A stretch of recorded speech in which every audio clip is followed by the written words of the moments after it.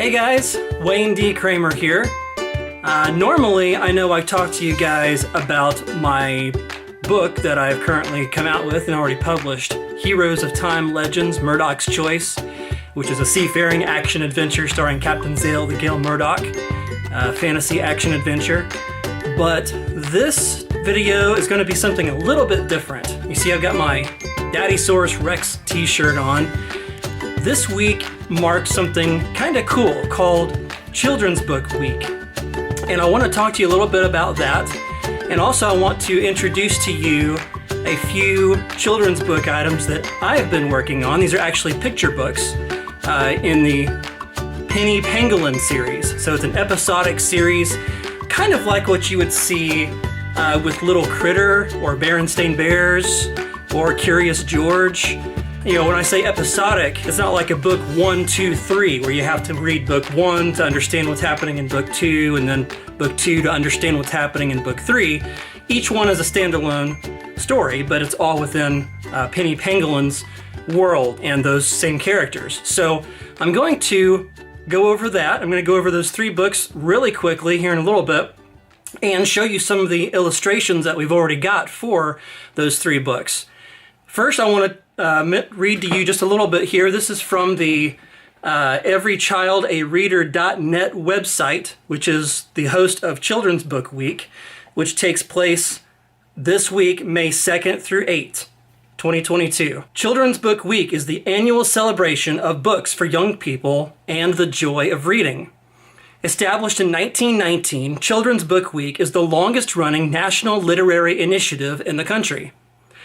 Every year, young people across the country participate by attending events at schools, libraries, bookstores, celebrating at home, and engaging with book creators both online and in person.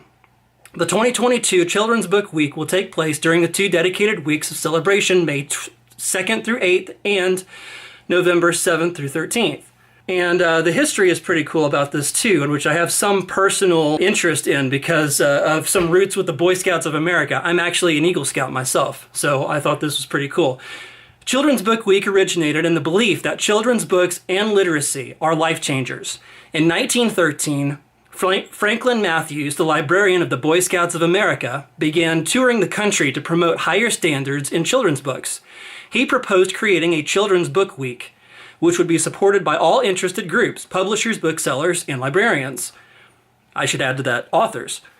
Matthews enlisted 2 important allies: the visionary editor of Publishers Weekly, who believed that a great nation is a reading nation, and Anne Carroll Moore, the superintendent of children's works at the New York Public Library.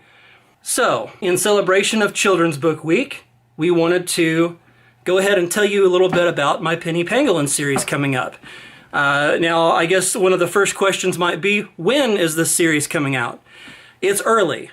We have just a few illustrations, and it takes a long time to get those illustrations created. I'm also still determining the publishing path. Will this be self-published? Will this be hybrid published? Will I get a traditional publisher? Those things are yet to be decided, but this is all in the works. So I hope to have it to you as soon as possible, of course, but I am not sure what the time frame will be.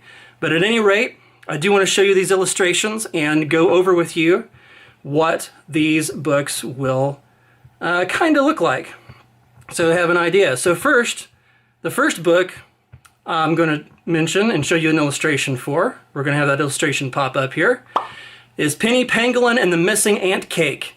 Penny's favorite dessert is in trouble. She's just baked her famous lemon ant cake for a visiting friend when it's stolen right out from her kitchen by a jealous neighbor, Edith Aardvark. When trying to get away puts Edith in danger, Penny must choose between what she feels is deserved and what is right.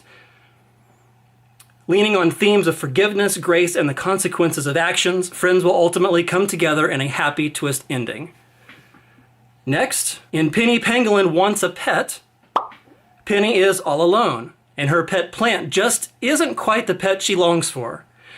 She's managed to convince her parents that she's responsible enough to get a pet, but Penny just can't figure out which pet is right for her. Out of an act of compassion blossoms an unexpected, unbreakable compassion with an orphaned red panda.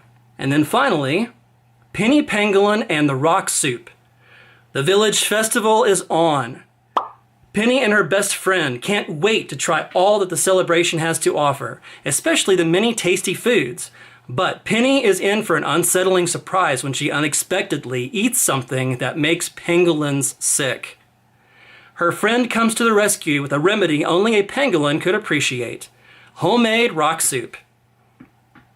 So you can imagine, if you're not sure what a pangolin is, by the way, Google that, go to Wildcrats or whatever, wherever you like to get critter information, and look up the pangolin. The pangolin is a very interesting creature with prehensile tails and keratin scales. It's a mammal. It's the only scaled mammal in the world, and it is endangered. And so these books do have a theme around endangered animals, and also they are themed around the environment in which these critters are found. So places like Asia, Southeast Asia, China, Africa. The books will lean in on themes and cultural minutiae from those types of places. And so I'm very excited to get these out there and to write a bunch more of them. So look for that in the future, and look for more information show up on our website. Currently that website is heroesoftime.com. We'll lean into a pennypangolin.com website eventually for just the children's books. And also, of course, you can watch everything going on with my projects at the Heroes of Time series Facebook page, which is facebook.com/Heroes of Time series. I think that is everything I have for you today. Thanks for watching. God bless, and may the winds fare you well.